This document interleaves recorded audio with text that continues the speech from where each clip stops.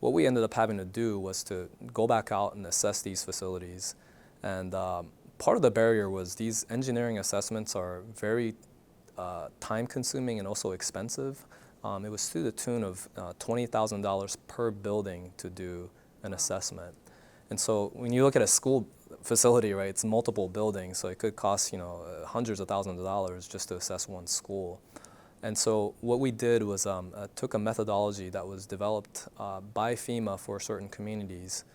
and adapted it to the local conditions. So we hired some engineers and consultants to create a new method for us, and we called it the Best Available Refuge Area Assessment, or BARA assessment. And so what that does is it doesn't necessarily certify a building as hurricane-proof or whatnot, but what it does is helps us identify the buildings that are most likely to survive a hurricane event, and